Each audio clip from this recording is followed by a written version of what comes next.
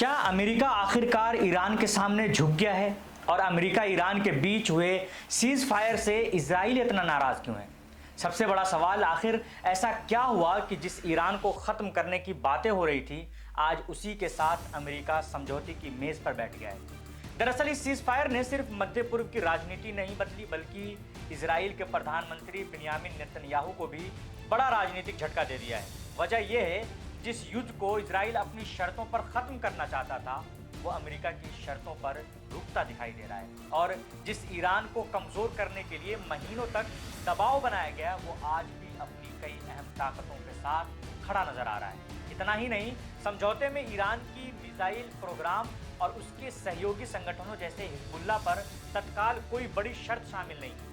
यही वजह है कि इजराइल के कई नेता इस डील को अपने देश की सुरक्षा के लिए नुकसानदायक मान रहे हैं। यानी एक तरफ अमेरिका कह रहा है कि युद्ध रोकना जरूरी है, जबकि दूसरी तरफ इजराइल को डर है कि इससे ईरान और उसके सहयोगी पहले से ज्यादा मजबूत होकर लौट सकते हैं। यही कारण है कि आज नेतन्याहू अपने राजनीतिक करियर के सबसे मुश्किल दौर में नजर आ रहे हैं। आज हम विस्तार से समझेंगे कि अमेरिका ईरान सीजफायर के पीछे की पूरी कहानी क्या है, इजराइल इससे इतना नाराज क्यों है, नेतन्याहू को इससे कितना बड़ा झटका लगा है, और क्या सच में अमेरिका ने अपनी पुरानी रणनीति से पीछे हटते हुए ईरान के सामने नरम रुख अपना लिया है।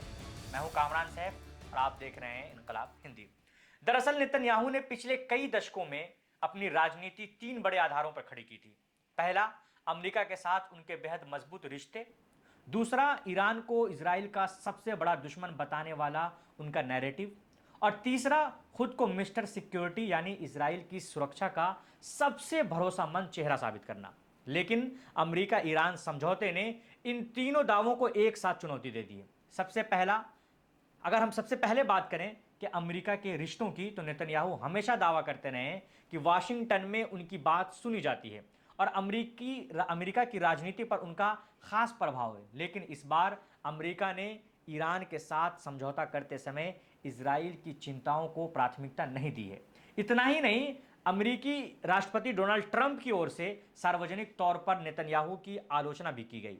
इससे यह संदेश गया है कि अमेरिका अब हर मुद्दे पर इजराइल की इच्छा के अनुसार नहीं चलने वाला है।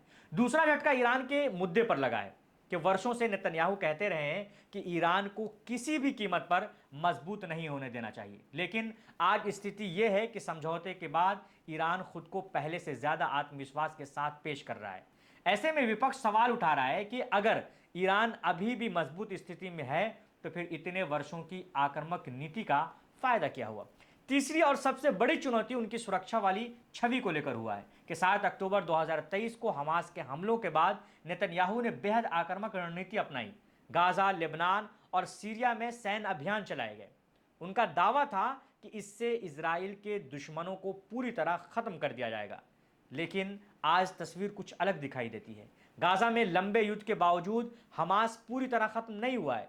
लेबनान में हिजबुल्लाह अभी भी प्रभावशाली ताकत बना हुआ है। और अब अमेरिका तथा ईरान दोनों चाहते हैं कि इजराइल लेबनान में अपने सैन्य अभियान सीमित करे। यहीं से नेतन्याहू की मुश्किलें और बढ़ जाती हैं। अगर वो अमेरिका की बात मानते हैं तो उनके दक्षिणपंथी समर्थक नाराज हो सकते हैं, लेकिन अगर वो अमेरिका की इच्छा के खिलाफ जाते हैं तो दुनिया के सबसे बड़े सहयोगी के साथ टकराव का खतरा पैदा हो सकता है। इजराइल के भीतर भी विरोध तेज हो गया है। विपक्षी नेता यायर लैपिड ने साफ कहा है कि नेतन्याहू के सामने अब या तो अमेरिका से टकराव का रास्ता है या फिर अपने हितों से समझौता करने का। वहीं सरकार के भीतर मौजूद कट्टरपंथी नेताओं ने भी समझौते पर नाराजगी जताई है। कई नेताओं का मानना है कि यह समझौता हिजबुल्लाह और ईरान को फायदा पहुंचा सकता है। उनका कहना है कि इजराइल अपनी सुरक्षा को लेकर किसी भी बाहरी दबाव को स्वीकार नहीं करेगा। दूसरी तरफ सुरक्षा विशेषज्ञों का एक वर्ग मानता है कि पिछले कुछ वर्षों की रणनीति से अपेक्षित परिणाम नहीं मिले हैं। उनका कहना है कि अब इजराइल को ईरान के प्रति अपनी नीति का नए सिरे से आकलन करना होगा और केवल सैन्य कार्रवाई के बजाय व्यवहारिक कूटनीति विकल्पों पर भी विचार करना होगा। सबसे दिलचस्प बात यह है कि कुछ महीने बाद इजराइल में आम चुनाव होने, ऐसे समय में यह पूरा मुद्दा चुनावी बहस का केंद्र बन सकता है, क्योंकि नेतन्याहू की सबसे बड़ी राजनीतिक ताकत हमेशा सुरक्षा का मुद्दा रही है। अगर मतदाताओं को लगने लगा कि उनकी रणनीति से इजराइल ज़्यादा सुरक्षित नहीं हुआ है, तो इसका सीधा असर चुनावी नतीजों पर पड़ सकता है।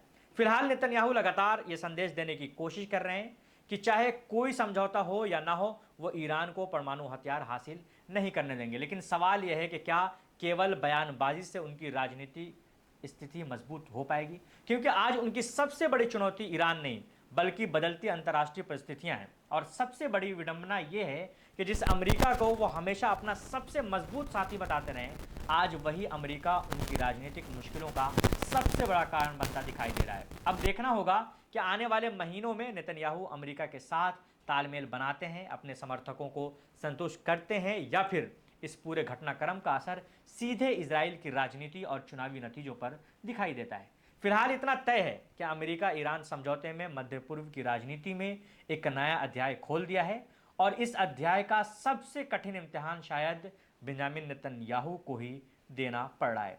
तो ये थी आज की विशेष रिपोर्ट। ऐसी रिपोर्ट के लिए जुड़े रहिए इनकलाब हिंदी के साथ। मैं कामरान सर।